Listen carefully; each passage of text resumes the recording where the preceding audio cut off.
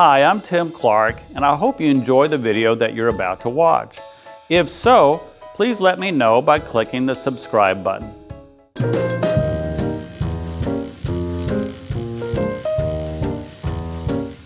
Today we're featuring Boots Court Motel in Carthage, Missouri. And joining us is Jeremy Morris. Jeremy, can you tell us the history of Boots Court? Yes, my name is Jeremy Morris. I'm the current manager of Boots Court. This was built in 1939 by Arthur Boots. I think his brother Lloyd Boots helped him, who actually had a motel in Eldon, Missouri, which is near Lake of the Ozarks, and kind of influenced him to build his own motel.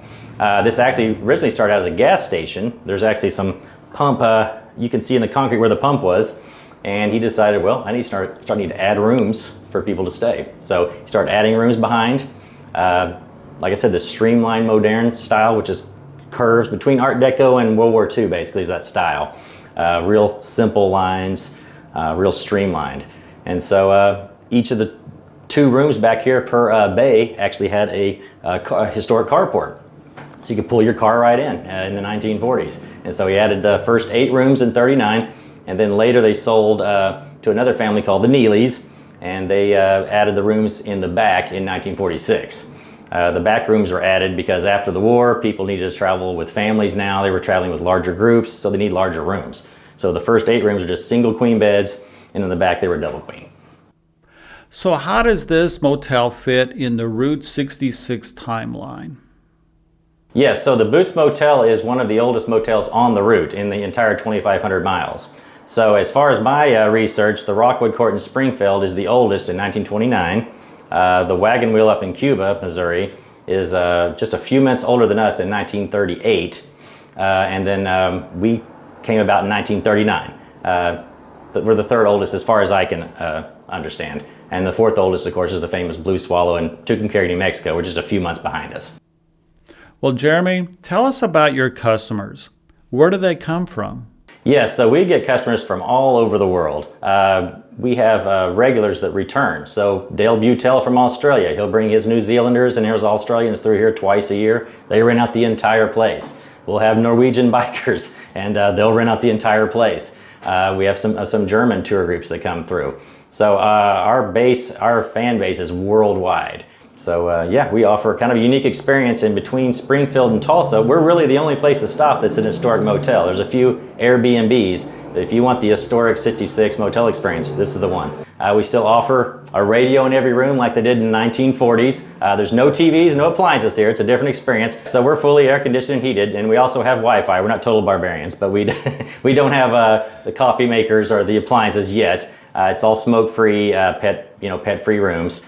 Our customers seem to really enjoy that and seem to understand the experience. You're getting a 1940s vibe here.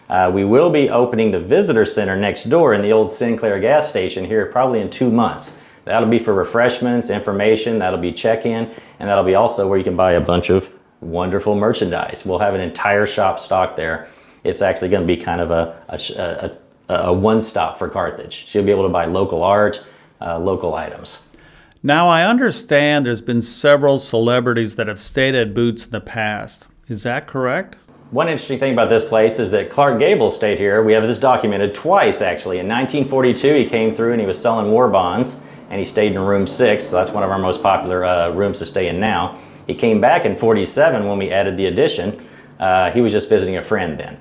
But we've had other celebrities that we don't have completely documented, but we have lots of hearsay. So we had country singer Smiley Burnett. We had Gene Autry supposedly tied up his horse here. I don't have a picture of that, but I'd like to track that down. Guy Lombardo brought his long boat here and parked it across the street at what used to be called the Boots Diner. The Boots Diner was kind of part of this complex in the 1940s. Arthur Boots built that across the street, the same style, and that became kind of the hub of activity in this area for breakfast. They served breakfast all day. They also did a radio show out of there called Breakfast from the Crossroads. That was a KDMO. Lee Crocker was the host, and the reason they called it Breakfast from the Crossroads, they served breakfast all day, and this intersection right here where we stand is the crossroads of America. This is where Route 66 meets Jefferson Highway. Jefferson Highway actually predates Route 66. Well, it's actually older. It's before they even had a numbering system for highways. It was the Lincoln, the Jefferson, And so from this spot, you could go in the 1920s to Canada, New Orleans, Chicago, and Santa Monica from the Boots. So it was kind of a hub. You had to drive by here back then. You were going to pass the Boots. Now, as an added bonus, Jeremy shared with us the secret tunnel that runs below Boots Courts. Okay, we're at the Boots here. I'm going to show you a secret of the Boots. Not everybody gets this tour. There's actually a tunnel, believe it or not, under the Boots. In fact, the town of Carthage is full of tunnels. It's kind of an anthill because this was basically a mining area. And we used to mine a lot of Carthage marble, it's called, which is a limestone that you polish. And it really looks nice.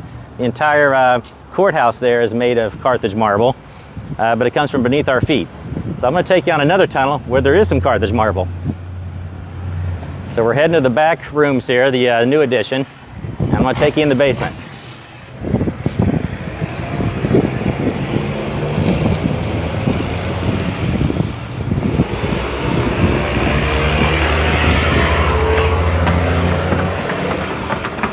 All right, watch your step.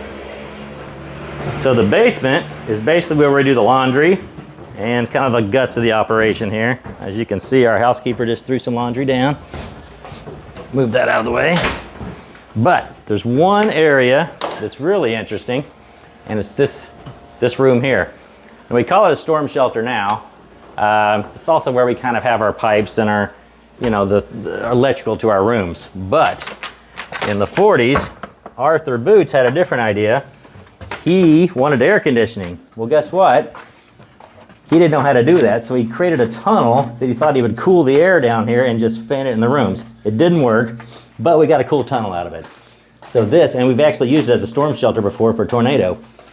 But I'll take you to this first section here, and if you notice, it becomes Carthage stone. Now this goes all the way to the front office. So we're in the basement now. Right now we're beneath the road. That goes beneath all 8 rooms and then to the front office. So you're getting a view of the Boots not a lot of people get here.